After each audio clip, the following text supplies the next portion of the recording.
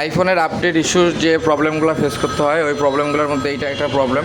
এটা আইফোন 11 লাগাই তো আইফোন 11 এটা একটা আপডেট ইস্যু ফেস করতে হচ্ছে এখন রিসেন্টলি। এটা আপডেট দেওয়া হয়েছিল, আপডেট দেওয়ার পর থেকে অটোমেটিক ফোনটা চালু মানে রানিং অবস্থায় ইউজ করতে করতে নিজে নিজেই বন্ধ হয়ে যাচ্ছে বা নিজে নিজেই চালু হচ্ছে, রিস্টার্ট নিচ্ছে আর কি অটোমেটিক। এই কারণে আর কি আইফোনের আপডেট ইস্যুটা আর কি এত বেশি একটা প্রেশার ক্রিয়েট করতেছে আপনার আইফোন ইউজারদের উপরে। আর আইফোনের রিসেল ভ্যালুটাও এই কারণে ডাউন। এটা আইফোন 11 এই ইস্যু সহ এটা আমি যদি বিক্রি করি আমরা সর্বোচ্চ এটা 10 থেকে 15 হাজার টাকার মধ্যেই আর কি আশা করি পাবেন।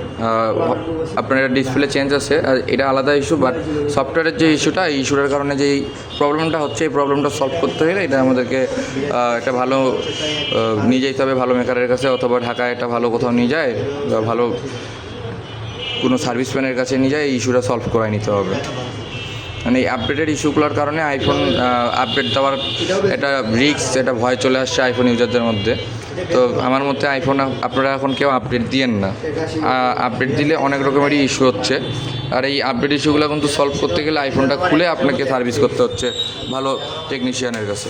আর এই কাজগুলো দিনাজপুরে হয় না, এই কাজগুলো করতে হলে ঢাকায় করতে হয়। এটা লং টাইম প্রসেসের হ্যারাসমেন্ট আর কি।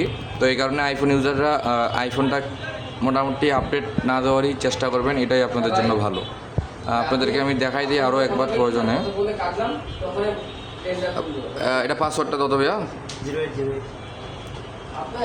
আচ্ছা 1 মিনিট পরে এটা ক্যামেরায় ঢুকলে অফ, প্রেশার ক্রিয়েট করা যাচ্ছে না। তাহলে এটা তুমি এটা ইউটিউবে যদি ভারী ভিডিও প্লে করো, যখনই একটু ফোনটাতে প্রেশার ক্রিয়েট হবে বা ফোনটা একটা লং টাইম চলবে অটোমেটিক বন্ধ হয়ে যাবে। মানে এটা সলিউশন একটাই মাত্র, ঢাকা, আর কোনো উপায় দেখতেছি না আমি।